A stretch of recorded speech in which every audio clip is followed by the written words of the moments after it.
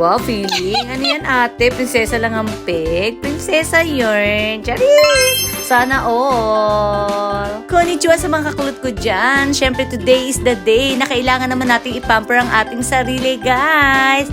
Sa ilang araw na pagiging ngarag ng inyong kakulot. Siyempre, guys, ang aking hairdo ay nagkandalechi-lechi na, guys. So, sa ibang salon na ako pumunta, guys.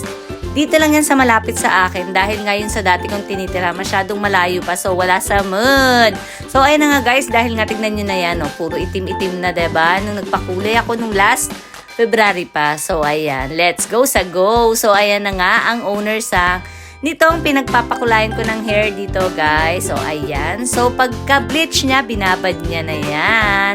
And syempre guys, ayan na yung kinalabasan. Bleach niya muna, syempre.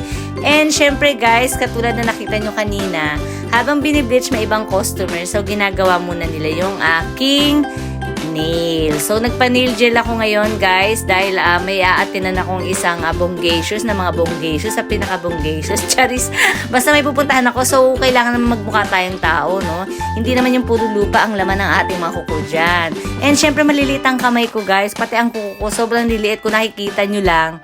Kaya medyo pinahaba ko siya for that. Ayoko kasi mag-extension kasi nga mahilig akong kalikot-kalikot, so malamang mabangga, sayang lang ano, at hindi naman mura ang pagpa-nail gel dito guys, syempre. So ayun na nga guys, maraming pagpipilian dyan, maraming Kemilu, and sa sobrang dami hindi ko na talaga alam dahil hindi naman ako gano'n nagpapa-nail gel. So ayan na nga, yung nakita nyo kanina. So since tapos na yung ginagawa na customer habang nini-nail gel ako, pumunta na mismo yung owner sa aking likuran at kinulayan na rin niya ako. Kaya buhay prinsesa, diba? So, ayan na guys, binanlawan na nga ako. And ang hirap mag-video guys lately kasi tamad talaga ako dahil hindi nga ako gano'n nagkakatulog-tulog kaya wala masyadong upload. Pasensya na talaga kayo. And so, ayan, pinapatuyo na nga ni Unesa, yung kanyang assistant. So, ayan, pinapatuyo na niya yung aking hairdo at busy si owner Sang. So, ayan na nga guys, yung kinalabasan ng aking hair.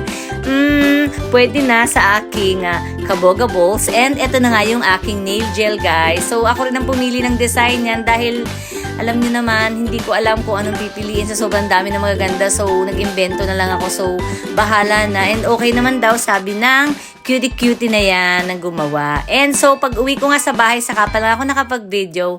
And ayan na nga yung kinalabasan niya, guys. So, o, diba? Kahit pa paano yung kangaragan ko kanina, kahit pa paano nag-konting fresh lang siya. Thank you